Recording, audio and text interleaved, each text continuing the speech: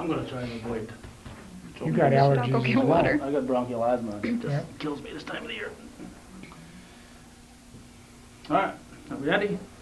Okay, I'll be talking loud because that mic's going to pick up you guys quicker more than me. Calvin Castine here, and I hope I'm off camera. We're in the town of Champlain offices, and we have 3 people. This is not What's My Line, but it's a program that'll be coming very shortly to northeastern Clinton and to hopefully to other schools in the area. And we have with us, going from left to right, Kevin Mulligan, who is the principal of the middle school at northeastern Clinton, Yvonne Lott, whose title I'll let her give in a moment, and Officer Bernie Bullis from the New York State Police. Yvonne, we'll start with you, and you can tell us a little bit. You're probably the least familiar of the 3 up there, to people in the northern tier. A little bit about who you are and what this is all about. Okay. Again, my name's Yvonne Law, and I work with the Eastern Adirondack Healthcare Network. And basically what we did is we started a community coalition up here in the northeastern Clinton County area with the purpose of doing some grassroots community prevention. And as a coalition, which started approximately 2 years ago, we applied for a small grant through Blue Cross Blue Shield of Utica Watertown to do some awareness raising activities for prevention of adolescent health and behavior problems. And with the funds we received, we are bringing a nationally renowned theatrical speaker to the northeastern Clinton community for 1 day. She will be performing 3 assemblies. 2 of those will be targeted within the school district and 1 for the community at large. And we should point out that between you and Kevin is this nationally renowned speaker performing. Yes. And she's more than a speaker, obviously. She's Yes, she's a dancer, an artist. She's very entertaining. I've seen her in person, and she was very entertaining. Okay, now this is a coalition. I assume that's bringing different groups together. So you've got law enforcement, you've got the school. Are there others that you bring into this? Yeah, the coalition itself has given itself a name, and that's Parents Plus for Prevention. And within the group, we have town supervisors, we have mayor, police officers, law enforcement, border patrol, parents, school representatives, Clergy. It's a very broad-based coalition representing all sectors of the community. Okay, so do they meet is there a regular group right now? Is there meetings and so on? Mm-hmm. Yeah, basically we meet once a month, and that includes summertime as well. Yvonne is the one that calls the meetings, and it's basically, it's about an hour and a half, 2-hour meeting, and we spent really the last 6 to 8 months working on this program as well as working on our long-term goal. Our long-term goal is centered around Communities That Care program, which is a survey that is distributed, redistributed it 2 years ago to grade 6, 8th, and 10th grade students at Northeastern, as well as 7 other schools in the North Country took part in this survey. And it's not only a survey that points out problems that might exist in the district or in the area, but also the resources, the assets of a community. So it's kind of a unique survey in that sense. And then there's a program that is centered around that survey as far as how a community-based organization can go about getting grant money, for example. That's really how I see this group in the long term. You've heard of search engines in computers. Well, this is like a grant engine. It provides the vital statistics and data that's needed for grants. It provides the mission statement, the goals, the objectives, etc. The needs, points out what the needs are. And then that would provide additional monies for the village, for the towns, to make use for prevention efforts. Essentially right now what we're using is primarily taxpayer monies to support the youth commissions for the local townships or village. This would provide additional monies for that to happen. Okay, now, you say a community, and how do you define the community? Do you base it on a school district, or Good. so you would probably have more committees? Each committee would concentrate on one particular school. Is that correct? Good question. Yvonne was, she went as far as for the initial source. She went to the schools. She approached me for the reason that not only middle school principal, but I was also the drug-free school coordinator for the district. And basically what she used, this is for the northeastern area, the northeastern section of Clinton County. We are essentially using the map of northeastern Clinton School District. However, the school takes an unusual spot here. Rather than being first and foremost, as oftentimes it might find itself on a committee, in this case we're taking kind of a back seat. It's the community that's involved. They may use the school facilities, such as the event that we have coming up on October 15th, and they might use the library for meetings as such, and there are members of the school community on this committee, but it is not centered or focused on the district. It's a community-based organization. Okay, but the community that you're defining is the school district. Exactly. We're here on Route 9 in Champlain, and probably about a mile up the road is part of the Shazy School District. Right. And if we go to our west over here, we got to go maybe 15 miles or so, and that's still in the northeastern district. So, exactly. So for this particular event with this, there'll be 3 assemblies, you say, during the day? Yes. And 1 at night? Or is that part of the 3? It should be actually 4? There'll be 3 assemblies, 2 during the day targeting the middle school Okay. and the high school, and 1 evening event targeting the community at large. For the evening events, community would be defined as anybody who wants to come within, I'll say the Clinton county County, area, but if anybody from Essex County wants to come on up for the event, it is open to the public, yes.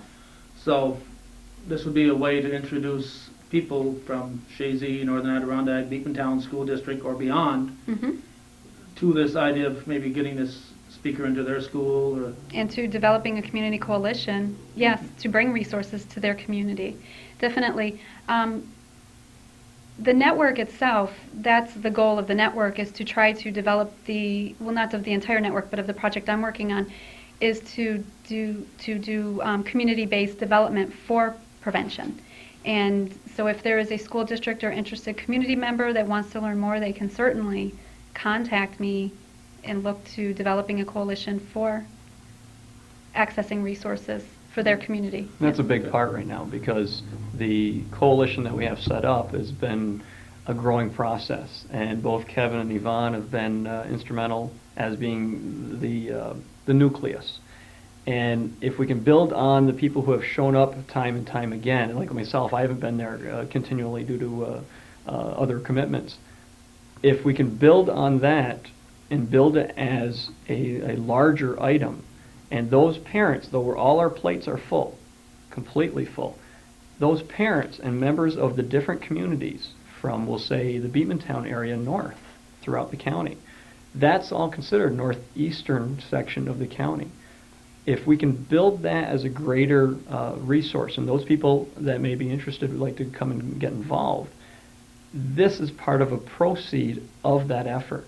And if we can build on that, instead of just saying, oh, that was nice that they had that presentation, if they realize that the grant process that Yvonne has been instrumental on, and understanding a needs analysis along with a post-analysis of the efforts by the community, then hopefully it'll generate more public support and more public involvement, instead of just we'll say the law enforcement agencies, whether it be myself or Chief Bob Craig from Village Rouse's Point, or Agent Dennis Duty from U.S. Border Patrol, or fire department personnel, or civil servants, or members of the community like Kevin and other education professionals.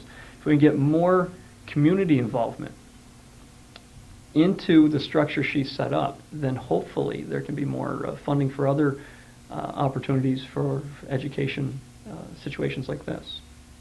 Now, you're looking to educate not just the students, but also the parents and the community? Is that She definitely, the presenter definitely speaks at a level that everyone can understand.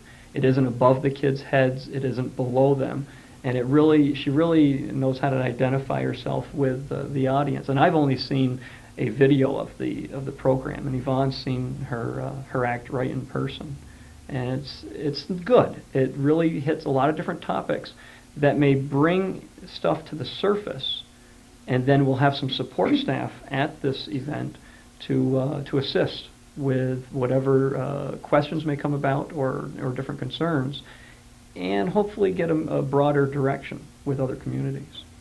Okay, I want to get into the type of things you're going to want to prevent in a moment, but before I lose my thought here, it's nice to go to a program like this, and I'd maybe compare it to going to church, and you leave church on Sunday and you're all full of this holiness, and then by Monday morning you're back to your same old ways.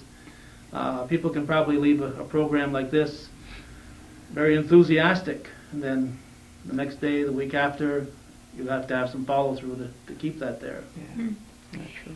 Yeah, during the day program, the students within the school district who are participating will be completing a questionnaire of basically what resources they would like to see brought to them.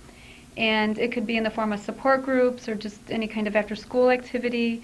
And we're going to do our best to tally that data during the day and have it available for the community come time for the evening program.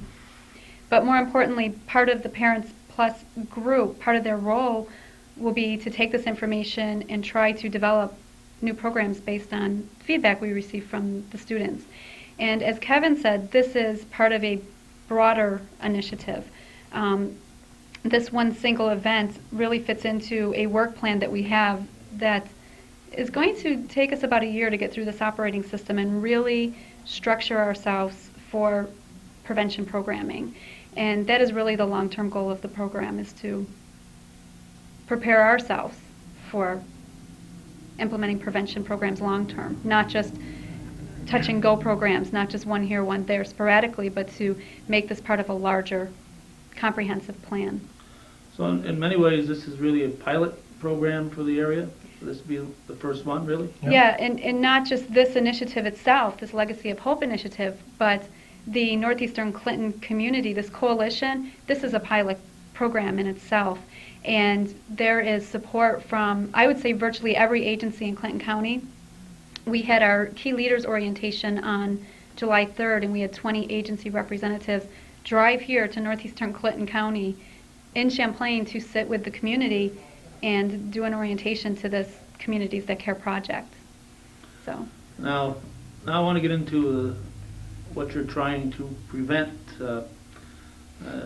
I'm sure in many cases, you're trying to prevent some work on Bernie's part in the future, which Bernie probably wouldn't object to. Not at all. Is there a list? I'm sure you've had meetings. What are you trying to prevent? Let me in part direct an answer to that.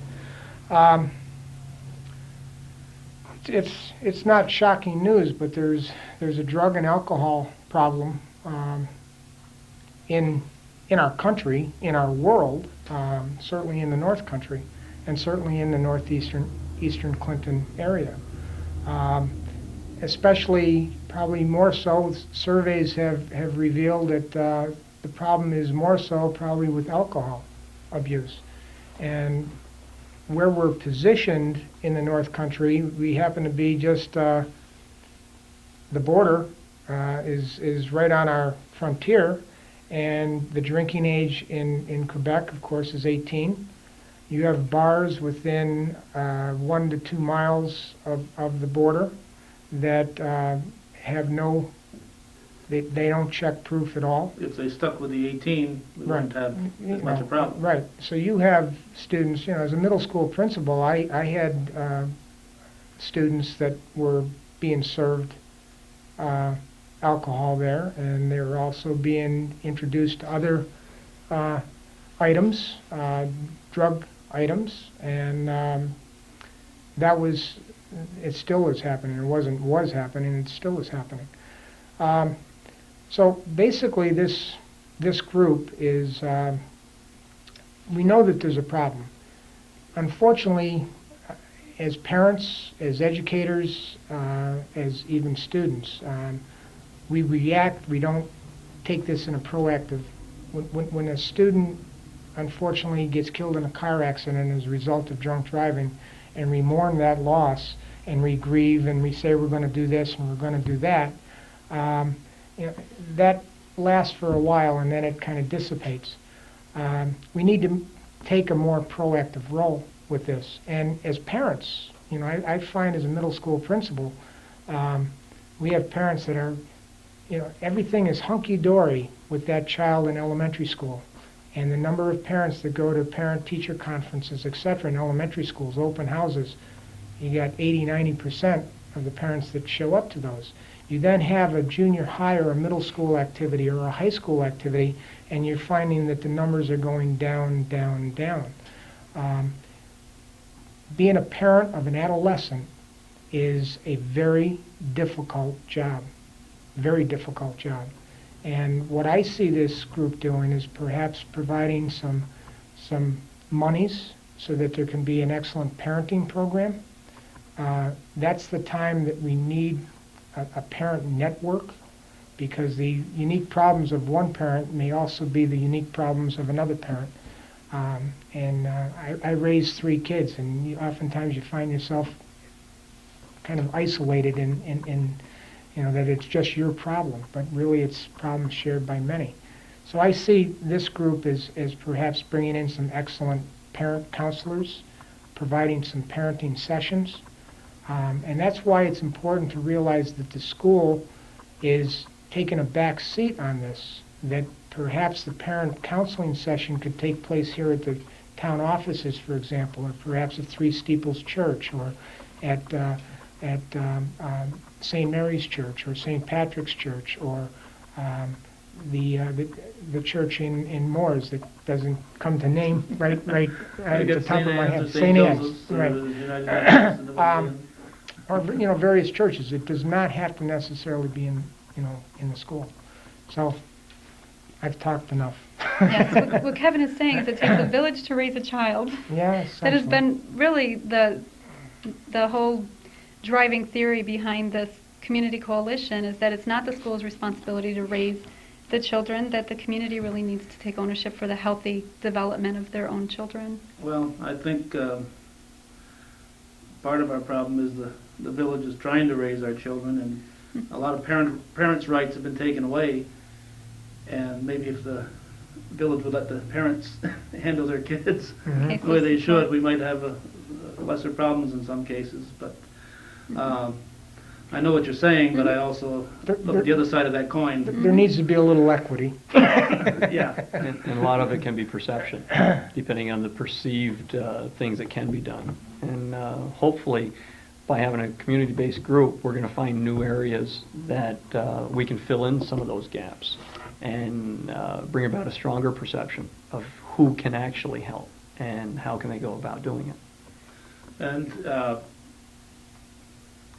probably the people who would benefit the most from some of these parenting classes are the last persons that you're going to get in there. I remember something that just popped into my mind talking here. That one of my older kids was going to the prom.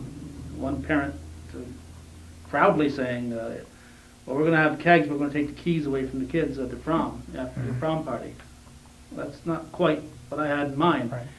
But this parent had thought they were being great parents here. We're taking the keys away from the kids. We're going to let them all get drunk. But so how do you reach people like that? Well, and that's a perception, and it's on 2 different avenues, and one is definitely through an education process.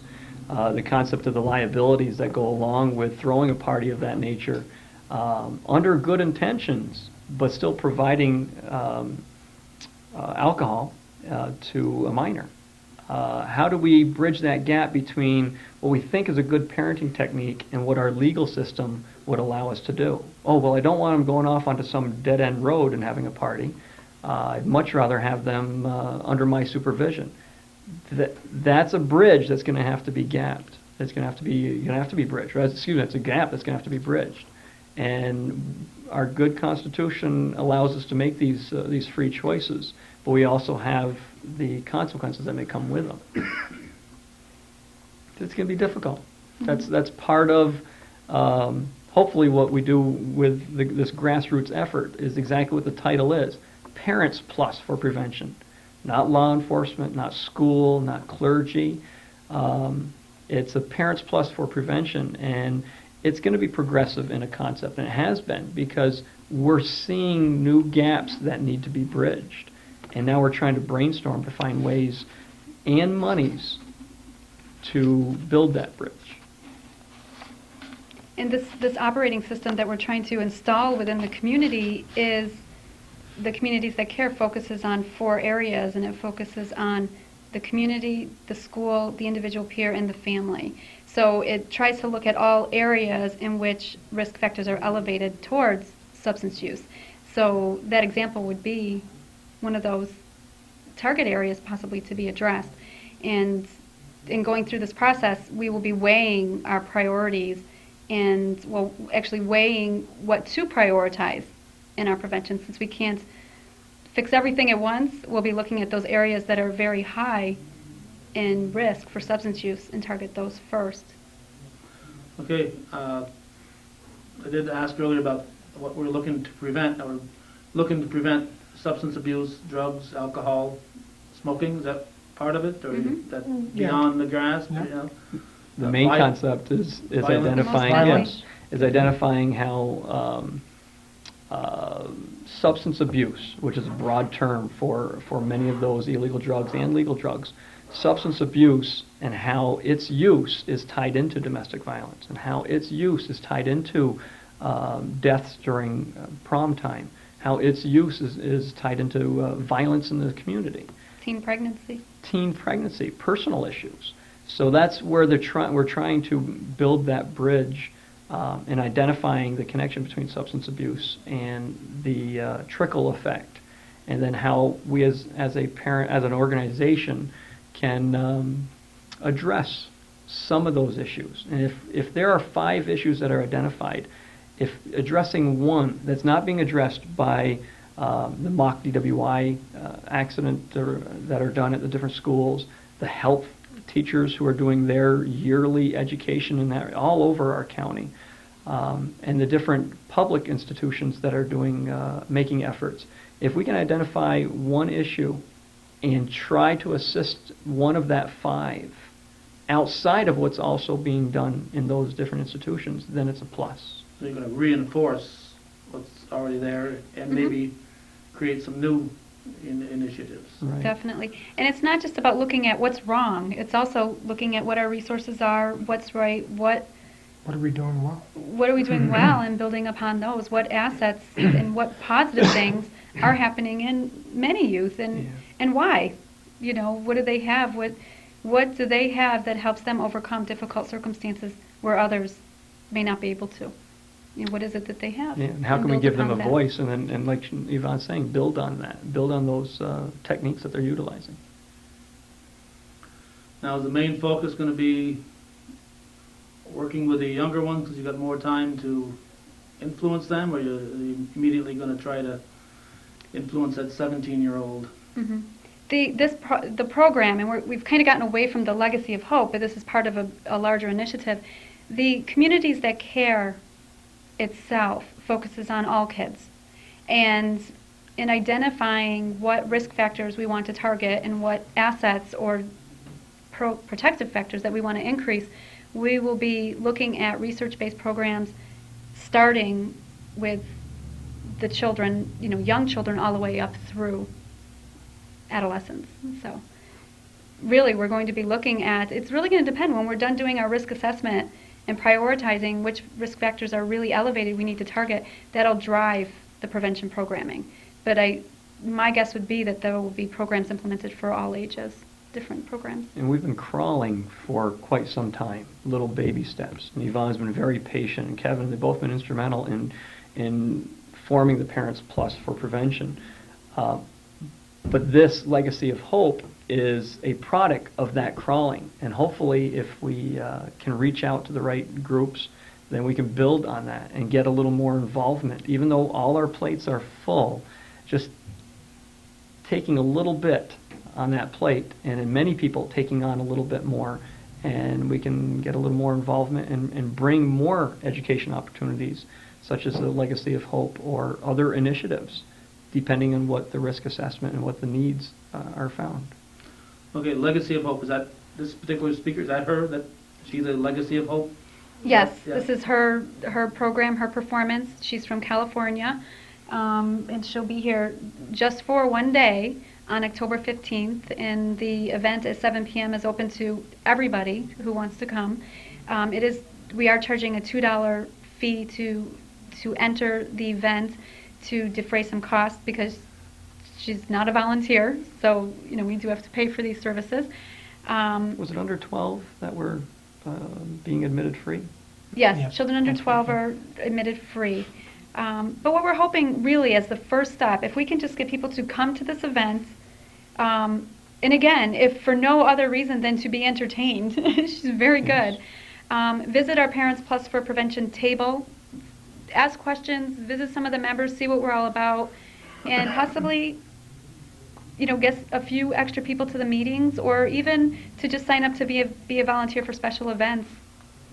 The other thing that is happening preceding the Legacy of Hope is a local group by the name of Zip City that is going to be performing, and probably for about 30 minutes to 45 minutes they'll be performing, and their music is everything from Chicago blues to Texas swing, and they even throw in a little bit of country, and it's made up of local artists from the area, so they're going to be there. That be at all three of these assemblies, or just No, an evening one? The Zip City evening. will just be at the evening. Now, so the assemblies during the school day, is a charge for that? The students? No, Okay. The middle school assembly is going to be in the morning. No And charge. No. Right, and The kids have to go? can't charge. No, I it's, was just yeah. wondering about that. The kids have to go? Yeah, it's going to be So if they're in school, they're gonna be mandatory. there. Yep, mandatory assembly, and I'm sure the kids aren't going to be terribly upset about missing their social studies class or math class, but some might.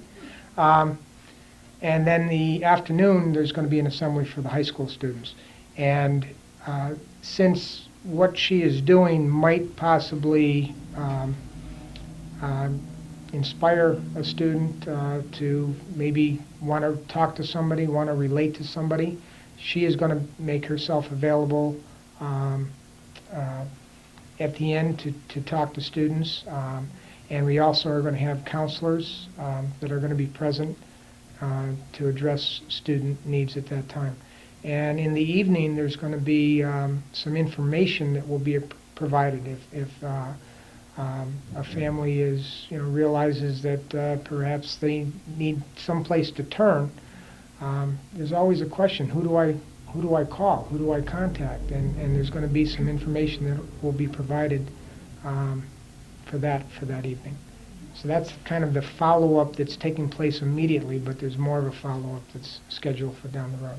Now, you did mention earlier that there were clergy involved with the committee. Are there active clergy on your committee right now, or are you hoping to have active clergy on your committee? We're hoping to hoping. get more. The clergy, needless to say, are, as with everybody, we have some law enforcement, personnel that are there. The unique thing about, I'm on a number of committees, and the unique thing about this committee is, and Trooper Bullis alluded to that, we have a number of people who may not go to every meeting. You don't have to go to every meeting. Keeping in touch, going to a meeting maybe every other month, or maybe once in 3 months, but just keeping in touch, because Yvonne does an excellent job of getting the minutes out and explaining what we've accomplished, etc., keeping people informed. I would say that we have probably about 20 what I would call active members of our committee, But you go to a committee meeting and you may only see 4 or 6 people there. But the uniqueness about it is oftentimes it's a different 3 or 4 that are there. And we started out really with about 4 people, 3 parents, myself, and Yvonne, and we've grown to include village officials, town officials, law enforcement, and we have gotten some support from the clergy, and they've been on our mailing list, and they have provided some support. So. Okay, so again, your prevention aims don't just include things that are illegal, but also, as you mentioned, Yvonne, teen pregnancy, and maybe I mentioned smoking, and violence. Of course, violence isn't legal either. No. But is there something that right now that you want the people to come to this? If they can't make it, is there somebody they can contact to learn more about this? Or is there a newsletter? Thoughts of any of that happening? Well, one place that they can call is certainly call me. My work number is 298-8681, and we can provide some information for them. Yvonne, do you care to give your information? My work number is 564-3369, and I'm based out of Plattsburgh State University. So 323 Sibley Hall, people can stop in. I have lots of parenting resources. I have lots of information. If people just want to come pick up some information to take back and read, that would be fine. If they call, could you I can mail it, and sure. send it to them? The one thing that we have not established as of yet, like the 3rd Tuesday of each month is when we have a meeting. We haven't. Our meetings do vary, but following this legacy of hope, hopefully our name will be out there in the community, and putting flyers up in some local, frequently visited places for when the next meeting is probably going to be one of our objectives. Will there be a sign-up sheet if parents? Yes, definitely. If they at least got the minutes, they may not. Like you said, you've got 20 people that have been involved, and maybe only half a dozen at a particular meeting. Right. Well, if the rest of the people who have enough interest want to at least get the minutes, that'd be a possibility. Exactly. Yep. To keep informed. Yep. Now Bernie, these are evening meetings. Are you able to attend these, or? Yes. In the school resource officer program that the state police have established, they've wanted us to get involved with community-based organizations along with the efforts of our schools. And I work at Northeastern Clinton and at Beamantown Central. So that, in my opinion, is part of the northeastern part of our county. Along that same line, we're given a little bit of latitude about adjusting our shift as long as we're involved directly with the school and giving most of our time there. But then we can adjust our shift to take part in specific events. And Parents Plus for Prevention is one of those events. And I can either adjust my shift, or they've granted a little bit of overtime. And in reality, let's face it, when it's a good initiative, it's great to be paid a little bit, but you're always going to give a little more. And there's going to be time that isn't going to be paid. And the state police have been supportive of attending these different events, and very good about paying, and that's not the issue. But if I choose to stay a little longer, or do a little bit of this, or do a little of that, then great. But unfortunately, my duties as an SRO has taken me away from Parents Plus for Prevention a little bit throughout the summer and part of the school year. So I'm going to try and find that balance again with my with the whole position. But it's the whole concept of school resource officers is combining community, school, and law enforcement. And that's part of what the Parents Plus for Prevention is trying to do, is getting the community more involved without just relying on a public institution, getting the parents more involved. And if we can do that, raising information about the needs of the community, and through Yvonne's structure that she's been able to set up, then maybe we can bring some more monies into the area and utilize those money towards initiatives that will help make my job easier in the long run, where there'd be a little less violence. If we can get to the root of what those violent tendencies are, if we can get to the root of teen pregnancy, if we can assist in the education process, but also give them something to do. It's interesting, and the state police have been real good in allowing me to attend these meetings. You know, let's face it, you can have all these programs you want, and as Mhm. soon as they walk home and if they turn on the television and they're not watching hometown cable, which they should be watching, but they're not, then there's a darn good chance that somebody is talking dirty or doing something stupid on there that, you know, that the type of behavior you don't want your kids to emulate. And that's a concept. Now, maybe through Parents Plus for Prevention, as a grassroots community, maybe now as time goes and more people are involved, a little more credibility comes to the organization, and a letter from us to regional broadcasters of certain types of showing might be a little more influential.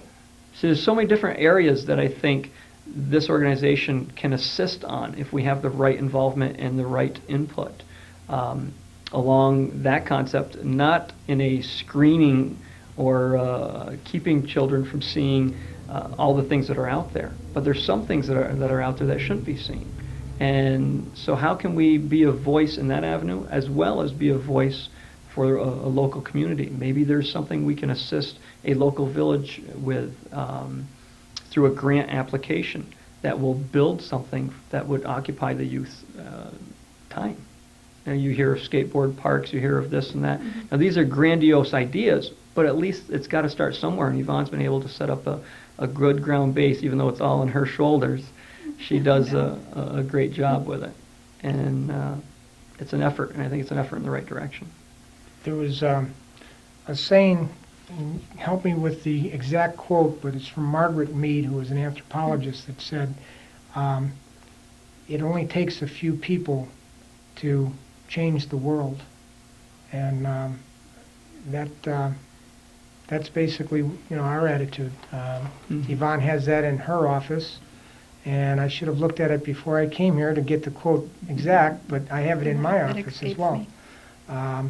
But that's, you know, that's essentially, you take a look at MAD, which is started by one mother whose child got killed in a car accident, and, you know, it's got national, international acclaim. You know, that's basically, grassroots is probably what we need to get back to. Yeah, and I think the message behind that saying is basically that it's the only thing that ever has. Small groups of people Right. coming together is really the key for facilitating change.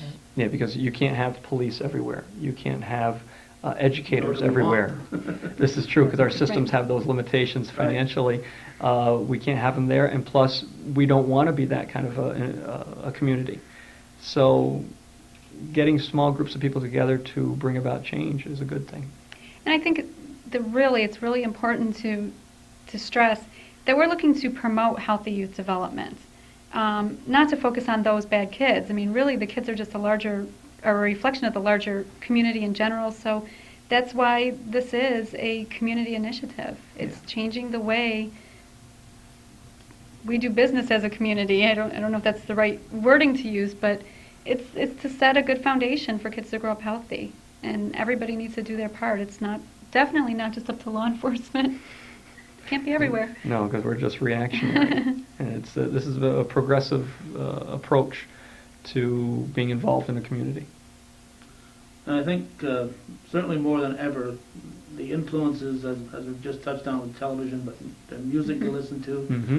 the influences these kids are exposed to every day from the popular culture, has never been more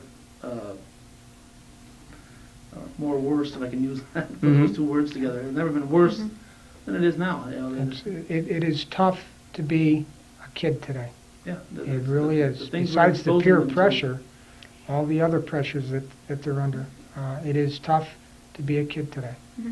And media is very difficult to target and change as a way to prevent problems in youth. But one thing that we do know is we can increase protective factors. And if we can give kids what they need to overcome difficult influences, difficult circumstances, then they'll come out on top despite those influences. So again, promoting the healthy development, not just focusing on the risk factors, but focusing on what things protect kids against risk, because we're not going to get rid of all the risk. Right. It's always going to be there somewhere. The structure of our society with the two-income families or the single-income families or the split families, and just the structure of it, the risks are going to be there. So how do we take the positive things that certain kids are doing or certain families are doing and make it more of a unilateral approach where more positive things are being done? And by the structure of our community at large, it brings about other difficulties, latchkey kids, less supervision. There's those are ingredients that create some of the other problems that we find, or at least the lure of the problem. So if we can, as a group, come together and get those small groups of people together to bring about change, maybe we can. At least it's an effort to do a little brainstorming. Okay. Outside of reinforcing this program that's coming up on the 15th, anything else that we need to cover today? No, and thank you for taking the time to meet with us today, Calvin. Okay, so let's mention this again.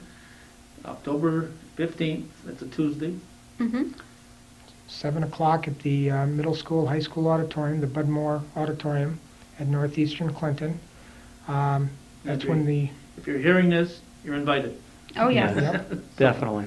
And there is a $2 fee for anybody over the age of 12 to attend, and that's to help offset some of the costs. Most of the costs have been covered by the grant that we received, but there are some other costs that we need to offset. And we hope we have a real good turnout. I believe that auditorium holds about 750 people. Like to see it full. That'd be great. Yeah. Yeah, because this lady's coming all the way from California. I hope she's going somewhere else in the Northeast. She's actually She's- in Vermont just before with us, and then she's going someplace else in New Hampshire, I think it is, after us. So, Mhm. Yeah, she's traveling throughout the Northeast. Yeah, because if you had to drive her all the way over here from from California, or fly her over here from California just for this one trip, you probably could not Right. have afforded her. That helps, yes, Yeah. the freight cost definitely. But again, she's very entertaining. And what will So- people come away with, Yvonne, do you think? She's going to definitely address speaking with your children, open communication, how parents and teens can relate. That will be in the evening program. She'll be there to answer questions, and I think people will just come away with a little insight into some of the problems that teens face these days. Okay. And on another note, are there other groups like this in the offing, or at other school districts? Is this? I have one in mind, but I haven't been able to reach out to them yet. Okay, so if people from other school districts are interested, they definitely should come to this and learn more Yes, about this they program. definitely should, and then from there we can meet and see if there's any resources the network can provide. Okay. Bernie, any parting thoughts? Just that the whole effort of combining community, law enforcement, and the education world is a plus. And if we can do that the right way, in, like Yvonne is saying, a grassroots effort, then we're not venturing down a new road, but maybe with more brainstorming, we can get those small groups of people together and bring about some constructive change, both positive against to enhance positive things, but also against the negative things as well. Okay. October 15th, 7 p.m. Northeastern. Thank you. Thank you. Thanks, Calvin. Thank you, Calvin.